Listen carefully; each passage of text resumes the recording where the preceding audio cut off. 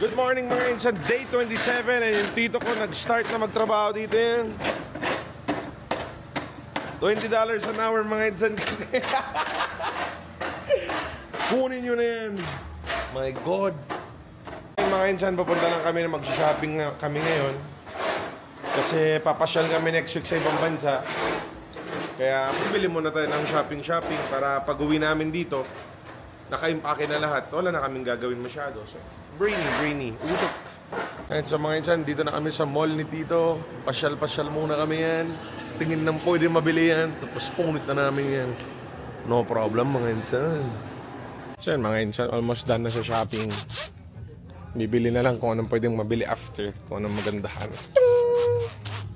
So ngayon, we're good. Grabe, Olive Garden tayo mga insan. Ito yung pinaka-favorite namin sa American na restaurant. So yun mga insan, dito natin sa Olive Garden. Kakain na sobrang na masarap. Sobrang nagutom minsan yan. Pagtang na wala na pagkain buong araw. Tita ko na yan. Sobrang na shopping Mumbai. Mekos na minsan yan, oh. This is the veggie one, right? Mga insan, pasta na sa akin yan. Tapos, vegetarian na kay Bunso yan. Yan. Isa pa kay Kuya. Chicken na yan! Chicken Alfredo. Kay Tito na chicken marinated. Digin na yan. Kain na natin. Ito na! Dabi, Jack at Chakar. Masarap. Dito na si girl. Hi guys. Masang airport flights. Gutom ako guys. Kain. Girl, glowing ka yan ha? Para kang tayo. So mga insan, tulog na sila. Yun.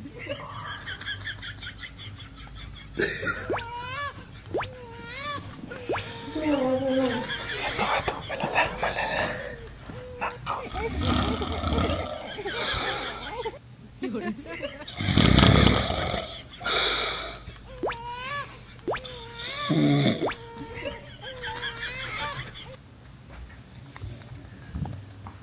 Nagising.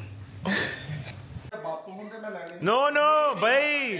No, gachidama. Discussion ng mga Bombay. So, bhai, gachidama bro. Gachidama. So mga insan, dito sa Canada, sobrang dami na inom na tubig. Pero grabe, mag-gain weight yan. Siyempre, wala rin naman proper. Wala na yan. Obese na Bombay. Obese. Tama na yan. Huwag mo na pilit. Mataba ka talaga. Sakit ng uno ng Bombay. Sobra na sakit akin uno. Laki ng noon niyo, mga insan. Great All of India. Ito yung hindi natin napagawa sa bahay, Papa. Oh, ganda. Sobrang na maganda yan.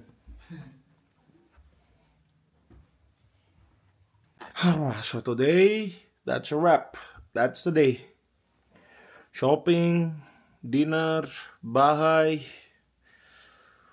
Sobrang napagod, but I'm excited. Magkikita na tayo, LA.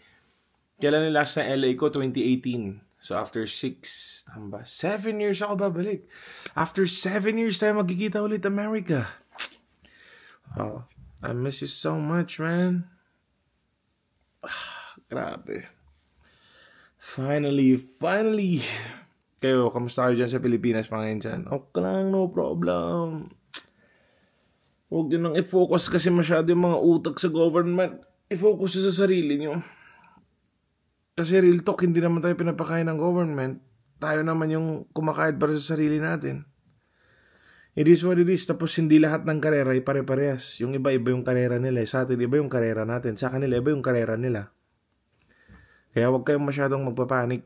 Kung sino nagsasalita. Actually, ako nasa-stress minsan. Kaka-overthink. Pero lately, na-realize ko lang na anong silbi ng pag-overthink ko kung you create your own life and story. And this is my story. I started to vlog because I love vlogging. I love showing my life to people because I'm a genuine person. I'm not perfect. We all are imperfect, but only perfect guy is God. So trust Him. One day, we will make it. Abot din tayo. Okay? Good night. I love you. Miss ko na Philippines. See you soon.